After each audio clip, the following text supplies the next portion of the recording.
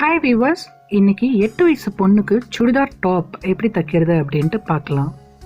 இதுக்கு நான் cotton cloth எடுத்திருக்கேன். இதோட ஹைட் வந்து 26 இன்ச்சு, அகலம் வந்து 45 இன்ச்சு அப்படின்ட்டுருக்கு.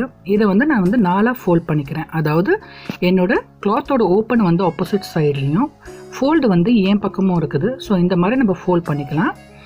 மடித்து வச்சுக்கிட்டு இதோட சுற்றளவு எவ்வளோன்னு பார்த்தீங்கன்னா, அந்த குழந்தையோட செஸ்ட் 32, ஹிப்பு 30 அண்ட் வந்து பட் வந்து 32 இருக்குது. இதுக்கு நான் 9 இன்ச் எடுத்துக்கிறேன். ஹைட் வந்து எனக்கு 26 இருக்குது. 25 போதுமானது. இப்போ வந்து மேலே வந்து 1 இன்ச் வந்து நான் விட்டுட்டு தான் எப்போதும் கட் பண்ணுவேன். ஸோ அந்த மாதிரி நம்ம வந்து 1 இன்ச்சுக்கு நம்ம மேலே விட்டுடலாம். ஒரு இன்ச்சுக்கு மேலே வந்து லைன் போட்டுட்டு அதுக்கப்புறமா நம்ம எப்படி மெஷர்மெண்ட் எடுத்து கட் பண்ணுறதுன்னு பார்க்கலாம். இப்போ மேலே 1 இன்ச்சு நம்ம லைன் விட்டுடலாம். ஸோ இதில் தான் வந்து நம்ம வந்து கட் பண்ண போகிறோம். எப்போதும் அந்த பிசுறு அதெல்லாம் வந்து உங்களுக்கு நீட்டாக இருக்கும். அதனால் 1 இன்ச் மேலே விட்டுருங்க. இதில் நான் வந்து பேக் நெக், எப்போதும் ஃபஸ்ட்டு ஸ்டார்டிங் பேக் நெக்கு 2 இன்ச் எடுக்கிறேன்.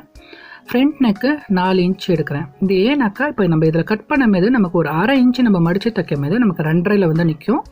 கழுத்து கீழே 4 இன்ச்சுக்கு வந்து நமக்கு வந்து 4.5 வந்து நிற்கும். வேணால் கழுத்து வேணால் நீங்கள் குறைச்சிக்கலாம். இப்போ பேக் நெக்கு வந்து பார்த்தீங்கன்னாக்கா 6, ஷோல்டரு வந்து 12 இருக்குது. ஸோ 12ஓட பாதி 6. ஸோ அந்த 6ல் வந்து நான் வந்து 2.5 இன்ச்சு கழுத்து டெப்த், அதாவது சுற்றளவு கழுத்தோடது 2.5 இன்ச்சு கொடுக்குறேன். மீதி உள்ளது எல்லாமே ஷோல்டருக்கு போயிடும். அதாவது 2.5 இன்ச்சு நம்ம வெட்டி தைக்கும் போது அது வந்து 3 இன்ச்சில் வந்து நிற்கும். 6 இன்ச்சில் நம்ம வெட்டி தைக்கும் போது அது வந்து 5.5 இன்ச்சுக்கு நிற்கும். ஸோ மேற்பட்டு உள்ளே இருக்கிற அந்த 2.5 இன்ச்சு நமக்கு ஷோல்டர் வந்து நிற்கும். இப்போ இந்த கோடு போட்டது நெக்குக்கு வந்து நம்ம வந்து கோடு கிழிச்சிக்கலாம். பேக்குக்கும் ஃப்ரண்ட்டுக்கும். பேக்குக்கு ஆஸ் யூஷுவல் எப்போதும் இருக்கிற மாதிரி நான் வந்து கர்வ், அதாவது ரவுண்ட் நெக் கொடுத்துக்கிறேன். இந்த மாதிரி ஃப்ரெஞ்ச் கர்வ் இருந்ததுனாக்கா நீங்கள் ஃப்ரெஞ்ச் கர்வ் வச்சு யூஸ் பண்ணிக்கோங்க. இல்லைனா கையாலேயே உங்களுக்கு அழகாக நீட்டாக ரவுண்டு வர மாதிரி நீங்கள் வந்து ரவுண்ட் பண்ணிக்கோங்க. இப்போ ஃப்ரண்ட் நெக் வந்து உங்கள் இஷ்டம். நீங்கள் எப்படி வேணாலும் நீங்கள் ரவுண்ட் நெக்கு இல்லை வந்து பா நெக்கு, உங்களுக்கு என்ன டிசைன் வேணுமோ அந்த மாதிரி போட்டுக்கலாம். நான் வந்து இந்த மாதிரி ஒரு கர்வ் வந்து கீழே ஒரு செயின் நெக் மாதிரி நான் போடுறேன். இப்போ நம்ம வந்து எல்லாத்தையும் நம்ம வந்து கோடு இது பண்ணியாச்சு. இப்போ ஷோல்டர் எப்போதும் வந்து உங்களுக்கு வந்து ஸ்லாண்டிங்காக தான் இருக்கும். அதுக்கு ஒரு 1/2 இன்ச்சுக்கு இல்லைன்னா 1/4 இன்ச்சுக்கு நான் வந்து ஸ்லாண்டிங் கோடு போட்டுக்கிறேன் ஷோல்டருக்கு. அதுலேருந்து கீழே ஒரு 6 இன்ச்சுக்கு. ஏன் இந்த 6 இன்ச்சுனாக்கா நம்ம மேலே 6 இன்ச் எடுத்துருக்கோம். அதே மாதிரியே கீழே வந்து ஒரு 6 இன்ச்சுக்கு நான் கீழே வந்து ஒரு லைன் போட்டுக்கிறேன்.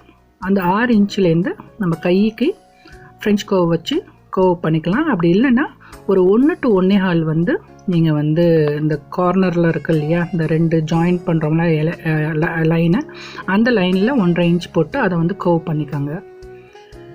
இப்போ நம்ம செஸ்ட்டு வந்து மார்க் பண்ணிக்கலாம். 9 இன்ச் இருக்குது. எனக்கு 8 இன்ச்சுக்கு தையல் வரணும். ஸோ 8 இன்ச்சுக்கு ஒரு மார்க் பண்ணிக்கலாம். மீதி இருக்கிறத 1 இன்ச்சு தையலுக்காக போயிடும், சேவிங் அலவன்ஸு. இப்போ மேலே இருந்து 11 இன்ச்சுக்கு தான் வந்து ஹிப்பு வரும். 8 வயசு அப்படிங்கிறதுனால 11 இன்ச்சுக்கு ஹிப் வரும். அப்படி இல்லைன்னா நீங்கள் செஸ்ட்டுக்கு லைன் போட்டிங்க இல்லையா, அதுலேருந்து கீழே 5 இன்ச்சு கொடுத்து அதுலேருந்து 7.5க்கு நான் ஒரு மார்க் பண்ணிக்கிறேன். 7.5னாக்கா எனக்கு வந்து ஹிப்பு வந்து 30 இன்ச்சு, அதனால் 7.5க்கு ஒரு மார்க் பண்ணிக்கிறேன். அதுலேருந்து அந்த கோட்லேருந்து கீழே 5 இன்ச்சு கொடுத்து ஹிப்பு பட் வந்து 32. ஸோ அதே மாதிரி 8 இன்ச்சுக்கு நான் ஒரு மார்க் பண்ணிக்கிறேன். இது எல்லாத்தையும் சேர்த்து நம்ம ஹிப்பை வந்து கர்வாக எடுத்துகிட்டு வந்துடலாம். மேலே 8 இன்ச்சு, கீழே 7.5, கீழே 8. ஸோ இதை வந்து நம்ம வந்து இந்த மாதிரி சேர்த்து ஜாயின் பண்ணிக்கலாம். இப்போ வந்து இங்கே கட்டிங் வராது. நம்ம எக்ஸ்ட்ரா துணி எங்கே விட்டுருக்கோம் இல்லையா 1 இன்ச்சு, அங்கே தான் கட்டிங் வரும். இப்போ எல்லாமே ஃபினிஷ் ஆகிடுச்சு, முடிஞ்சிடுச்சு. இப்போ இதை எப்படி கட் பண்ணுறது அப்படின்ட்டு பார்க்கலாம். ஸோ ஃபஸ்ட்டு எப்போதும் வந்து பேக்கில் தான் கட் பண்ணணும். ஃப்ரண்ட்டை கட் பண்ணிடாதீங்க. எப்போதும் பேக் கட் பண்ணுங்கள். ஃபஸ்ட்டு பேக் கட் பண்ணிவிட்டு அப்புறம் ஷோல்டர், அப்புறம் கை, அப்புறம் கீழே எல்லாமே இது பண்ணுங்கள். மேலே ஒரு லைன் கொடுத்தோம் இல்லையா, அந்த லைனில் தான் கட் பண்ணணும். கீழே ஸ்லாண்டிங்கோடு நீங்கள் வந்து கட் பண்ணிடாதீங்க. அப்புறம் தைக்கும் போது உங்களுக்கு வந்து துணி வந்து இதாகும், கஷ்டமாகும். அதாவது தைக்கும் போது அதோ அந்த ஸ்லாண்டிங்கோடு நீங்கள் தைச்சிங்கனாக்கா இன்னும் கொஞ்சம் கீழே ஷோல்டர் இறங்கி போகும், கொஞ்சம் டைட்டாக இருக்க மாதிரி இருக்கும்.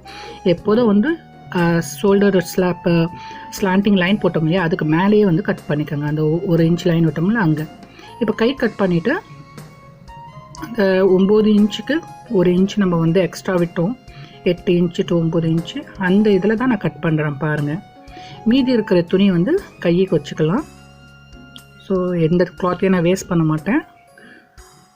நம்ம வந்து இப்போது பேக் நெக் வெட்டிட்டோம் இல்லையா, அந்த பேக் கிளாத்தை மட்டும் எடுத்துடலாம் தனியாக. இப்போ ஃப்ரண்ட் நெக்கு நம்ம கட் பண்ணிக்கலாம்.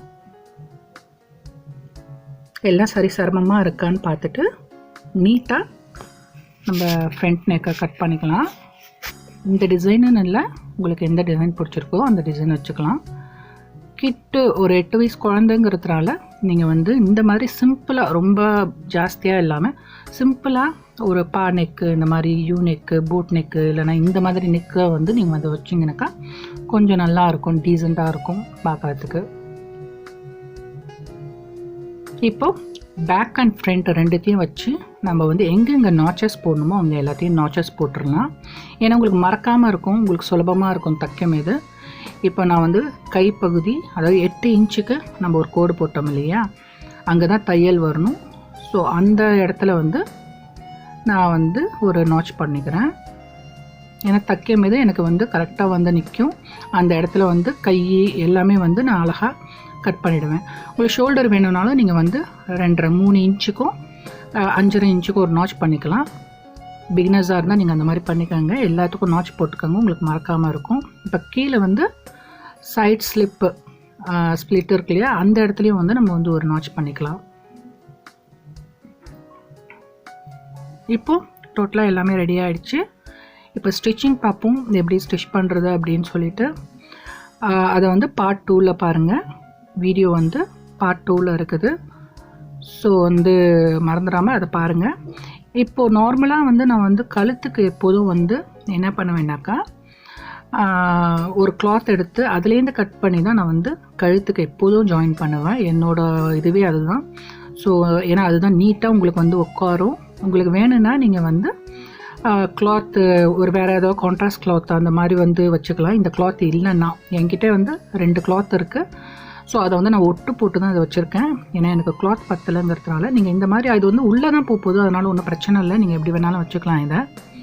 இதை கட் பண்ணிக்கலாம். கழுத்து, ஃப்ரண்ட் கழுத்து, இது ஃப்ரண்ட் கழுத்து இந்த மாதிரி நீங்கள் வந்து கட் பண்ணி எடுத்துக்கோங்க. உங்களுக்கு இது வந்து ஃப்ரண்ட் ஃபேஸிங்கில் வச்சு நீங்கள் வந்து தைக்கும் போது உங்களுக்கு பேக் சைடில் அது போயிடும். ஸோ தெரியாது. இது மாதிரி டார்க் கலரில் கூட நீங்கள் வச்சு நீங்கள் வந்து தைச்சிக்கலாம். இதே மாதிரி பேக்குக்கும் நான் எடுத்திருக்கேன். பேக்குக்கும் இந்த மாதிரி கட் பண்ணி எடுத்துக்கலாம். இது ரொம்ப சுலபமாக இருக்கும். உங்களுக்கு வந்து நீங்கள் துணியை வந்து நீங்கள் வந்து கட் பண்ணிக்கிட்டு அது வந்து பயாஸ் டேப் அந்த மாதிரி கட் பண்ணி நீங்கள் தைக்கிறதுக்கு இந்த மாதிரி நீங்கள் வந்து தைச்சி பாருங்கள். உங்களுக்கு வந்து ஸ்டிஃபாகவும் நிற்கும், உங்களுக்கு ஈஸியாகவும் இருக்கும். என்னோடய கிளாத் எல்லாமே, என்னோடய சுடிதார்ஸ் எல்லாமே நான் வந்து இந்த மாதிரி தான் ஸ்டிச் பண்ணுவேன். ஸோ உங்களுக்கு நான் சொல்லிக் கொடுக்குறதும் இதே மாதிரி தான், ஏன்னா உங்களுக்கு ஈஸியாக நிற்கும் அப்படிங்கிறதுனால. ஸோ இந்த வீடியோ பிடிச்சிருந்ததுன்னா நீங்கள் கண்டிப்பாக லைக் பண்ணுங்கள், ஷேர் பண்ணுங்கள், சப்ஸ்கிரைப் பண்ணுங்கள். செகண்ட் பார்ட் இருக்குது. Please watch the second part and thanks for வாட்சிங். Bye bye. கீழே டிஸ்கிரிப்ஷனில் வந்து செகண்ட் பார்ட் இருக்குது, பாருங்கள்.